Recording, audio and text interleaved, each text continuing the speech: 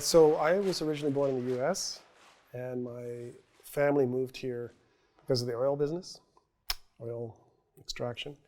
So that, has been interesting for me to reflect on over the years because on the one hand, that brought us our livelihood and, it's brought a lot of wealth to this province, obviously, but there's lots of questions around what it means to extract these resources, especially connected to the environment.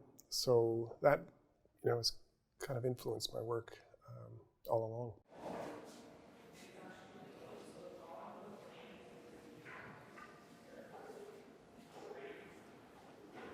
along. I've had an ongoing interest in the way industry and kind of mechanical forms interface with ecology, and then following that, the kind of questions that arise around, what does this mean for us? What does it mean for our future? What does it mean for the planet?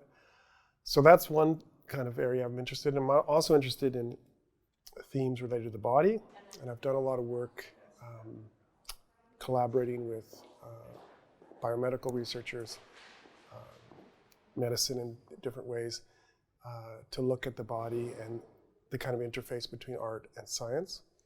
So I think in some pieces these two themes overlap, and I think in the piece that's in this current show, some of these themes are beginning to kind of intertwine a bit. In thinking about the piece for the Biennale, a couple of things happened that got me kind of the creative wheels turning. One was I had a show in Medicine Hat, and we were driving down for the show, and I remember seeing these huge power pylons on the prairie.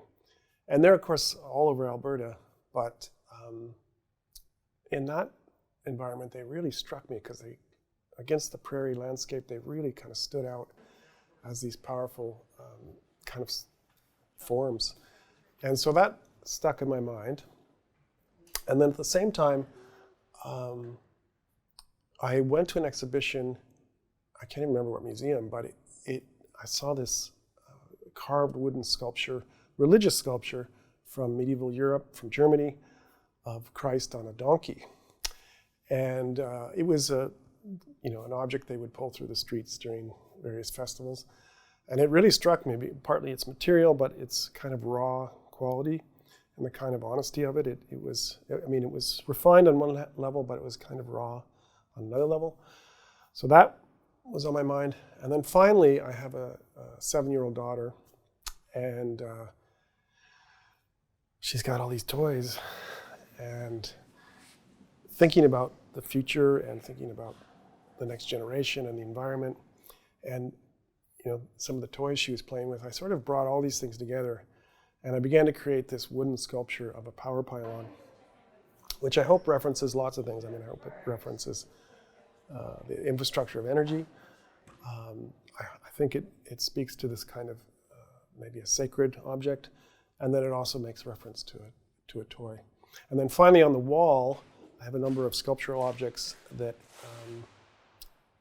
hopefully kind of fluctuate in terms of how they're read too. And I think they have a kind of body-like form, and they also hopefully feel somewhat childlike and maybe like toys as well. And I sort of arrange them on the wall, thinking about how my daughter does play with objects, and was thinking about trying to create a relationship between this power pylon, which is about kind of the energy infrastructure, and then linking it to kind of the bigger world we live in. How do we imagine a new future? It's very hard, right? Like how do you speculate about something that could be different when you're kind of in the moment you're in? So I thought maybe this power pylon could have sort of drawing on it that suggested this idea of transformation. It is this energy object, but it's also an attempt to think about a future that we're having a difficult time imagining. So I carved forms that are, again, referencing maybe biological forms, the body, plants, things in sort of a state of transformation, and maybe forms from ecology. And I think hopefully some of the drawing on the sculpture feels like they're cyclical. There may be systems that are connecting in themselves. I think it fluctuates a little bit, maybe hopefully, between being somewhat playful and whimsical on one hand, but then having also a little bit of a dark quality in terms of its emotional resonance.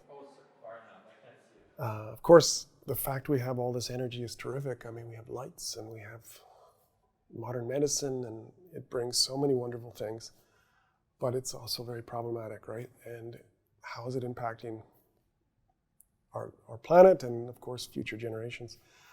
So that's, I guess, in a sense, one border I'm wondering about, that the production of this energy creates all kinds of boundaries, some maybe positive, lots that are maybe problematic.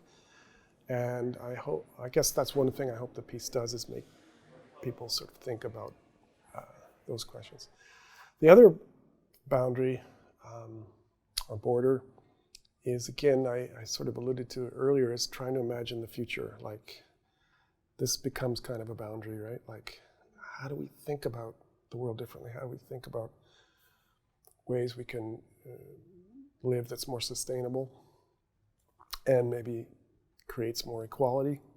I hope my piece maybe creates a moment of reflection and for viewers, and can point to some of the complexity we face, particularly around, say, a question of the environment, where it's not a simple answer. There's lots we have to think through and lots we have to work through. And, discussion and dialogue is the best way to do that. So that's one of the things I hope can come out of the piece.